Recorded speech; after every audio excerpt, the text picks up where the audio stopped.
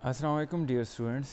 आज जो है हम मसल रिलैक्सेशन का टॉपिक है उसको हम कंटिन्यू रखेंगे, जिसमें हमने जो एक्वायर्ड फैक्टर है वहाँ तक हमने पढ़ा था।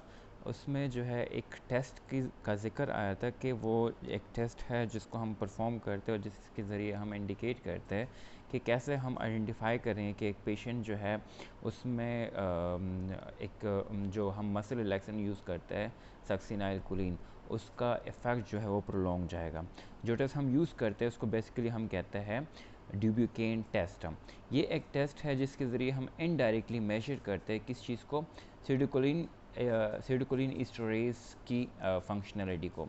मतलब ये सिडोकोलिन एस्टरेज जो है ये नॉर्मली फंक्शन कर रहा है कि नहीं, ये हम आइडेंटिफाई करते हैं किस चीज़ के ज़रिए, ड्यूब्यूकेन के ज़रिए। ठीक है, ड्यूब्यूकेन टेस्ट के ज़रिए।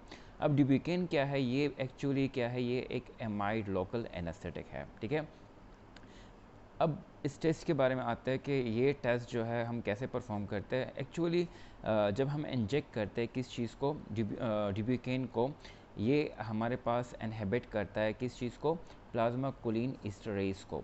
ठीक है, अब प्लाज्मा कोलिन एस्टरेज क्या चीज़ है, ये क्या काम करता है, ये रिस्पॉन्सिबल होता है किस चीज़ के लिए, clearance of succinyl choline and mivacurium. ठीक है, ये इन दोनों चीज़ों को क्लियर करता है, मतलब आपके जिस्म से बाहर निकालता है। अब जब हम ये दे देते हैं, ड्यूब्यूकेन दे देते हैं, तो हमारे पास इस चीज़ को क्या करता है, ये इनहिबिट करता है। अगर ये चीज़ जो है इनहिबिट हो जाती है तो हमारे पास जो क्लियरेंस है किस चीज़ की, सक्सिनाइल कोलिन की और मेवाक्यूरियम की, वो नहीं होती। ठीक है, तो अब जो है हम मतलब इससे आइडेंटिफाई कैसे करते हैं, जब हम यूज़ करते हैं, एक्चुअली यूज़ होता है to measure the amount of effective plasma Colin esterase and individual through dibucaine number. ठीक है, अब जो है प्लाज्मा में हम ड्यूब्यूकेन नंबर को आइडेंटिफाई करते हैं, उसके परसेंटेज को देखते हैं, और वो परसेंटेज जो है नॉर्मल या इफेक्टिव प्लाज्मा कोलिन एस्टरेज में ज़्यादा होगा। मतलब अगर किसी बंदे में normal plasma Colin esterase enzyme है तो इसमें जो है ड्यूब्यूकेन नंबर ज़्यादा होगा उसके प्लाज्मा में। ठीक है, यहाँ पे लिखा गया है the greater the number of inhibition of the greater the number of inhibition the greater will be dibucaine number.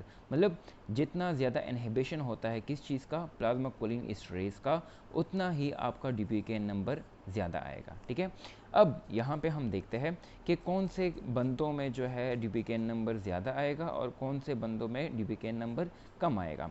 इससे पहले हमने जो पढ़ा था ब्यूटाइल कोलिन एस्टरेज के बारे में, कि वहाँ पे जो होता है होमोजाइगस और हेट्रोजाइगस कंडीशन में कुछ पेशेंट पाया जाता है। ठीक है, होमोजाइगस टिपिकल ये नॉर्मल पेशेंट होता है, मतलब उसमें जो है हमारे पास E1U और E1U जो कि नॉर्मली हम नॉर्मल कंसीडर किया जाता है हमारे पेशेंट को, या हमारे जो बंदा होता है उसको नॉर्मली कंसीडर किया। जीनोटाइप में जो है हम दो चीज़ों को देखते हैं, E1U को और E1U को। मतलब ये जो है होमोजाइगस टिपिकल वाला कंसीडर होता है, उसमें ड्यूब्यूकेन नंबर हमारे पास 70 से लेकर 80 तक आता है। ठीक है, और उसमें सक्सिनाइल कोलिन की ड्यूरेशन जो है वो 5 से लेकर 10 मिनट तक रहती है। ठीक है, अब बात आती है हेट्रोजाइगस एटिपिकल की। हेट्रोजाइगस एटिपिकल में जीनोटाइप जो है वो हमारे पास E1A और E1U पाया जाता है। ठीक है, अगर लेट सपोज इन दोनों, मतलब इन दोनों में से एक की रिप्लेसमेंट हुई है किस चीज़ के साथ, E1A के साथ, तो इसको हम क्या कहते हैं, हेट्रोजाइगस एटिपिकल। इसमें जो है हमारे पास ड्यूब्यूकेन नंबर जो है थोड़ा बहुत कम हो जाता है और वो 50 से लेकर 60 नंबर तक आ जाता है। इसमें सक्सिनाइल कोलिन की ड्यूरेशन जो है हमारे पास 2 से लेकर 3 हार्स तक चली जाती है। ठीक है, अब उसके बाद जो है हमारे पास होमोजाइगस एटिपिकल आ जाता है। ठीक है, होमोजाइगस एटिपिकल में हमारे पास क्या पाया जाता है, E1A और E1A। मतलब ये होमोजाइगस है, एटिपिकल है, इसमें क्या है हमारे पास E1A और E1A दोनों जो है जीनोटाइप हमारे पास E1A और E1A यहाँ पे पाया जाता है।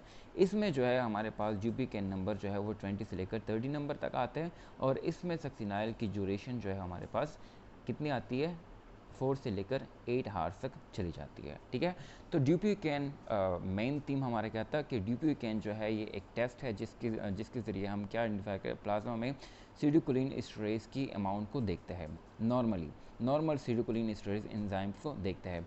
अगर हमारे पास प्लाज्मा में ड्यूपिकेन जैसे हम इंजेक्ट करते हैं और ड्यूपिकेन जो है हमारे पास ज़्यादा पाया जाता है, तो मतलब ज़्यादा रिएक्शन हुआ है किस चीज़ के साथ, नॉर्मल एसिटिलकोलिन एस्टरेज एंजाइम के साथ, और हमारे पास जो ड्यूपिकेन नंबर हमारे पास यहाँ पे ज़्यादा आएगा, जिससे हम ये इंडिकेट करते हैं कि हमारे जिस्म में नॉर्मल एसिटिलकोलिन एस्टरेज एंजाइम ज़्यादा है। ठीक है, अगर ये ज़्यादा है तो ये हमारे पास जो नॉर्मल फंक्शन प्ले करता है, रिस्पॉन्सिबल होता है किस चीज़ के लिए, क्लियरेंस ऑफ सक्सिनाइल कोलिन और मियोक्यूरियम के लिए। ठीक है, तो ये जो है हमारे जिस्म से जल्दी निकलेंगे और हमारे पास सक्सिनाइल की ड्यूरेशन जो है वो कम होगी। अब लेट सपोज ये हमारे पास हमारे जिस्म में ये दोनों चीज़ें ये जीनोटाइप जो हमारे पास एब्सेंट है, इसमें एक एब्सेंट है और उसकी रिप्लेसमेंट हुई है E1A से। E1A से अगर इसकी रिप्लेसमेंट हुई है तो हमारे पास ये नॉर्मल फॉर्म में नहीं पाया जाता है। अगर ये नॉर्मल फॉर्म में नहीं पाया जाता है तो ड्यूपिकेन जो है इसके साथ सही से रिएक्शन नहीं करता, और रिएक्शन अगर नहीं करता तो हमारे पास प्लाज्मा में इसकी अमाउंट कम हो जाती है। अगर इसकी अमाउंट कम है तो हमारे पास ये इंडिकेट कर रहा है कि ये वाला एंजाइम जो है हमारे जिस्म में सही से फंक्शन नहीं कर रहा। अगर ये सही से फंक्शन नहीं कर रहा तो हमारे पास जो क्लियरेंस होती है किस चीज़ की, सक्सिनाइल कोलिन और मियोक्यूरियम की क्लियरेंस जो है वो सही से नहीं होती। अगर ये सही से नहीं होती तो हमारे पास जो ड्यूरेशन है सक्सिनाइल कोलिन की वो इंक्रीज़ हो जाती है। सेम टू सेम हमारे पास होमोजाइगस एटिपिकल कंडीशन में जब आ जाता है तो आपके जीनोटाइप जो है हमारे पास यहाँ पे E1A और E1A पाया जाता है। यहाँ पे जो नॉर्मल जीनोटाइप E1U और E1U, इसको रिप्लेस किया जाता है E1A और E1A से।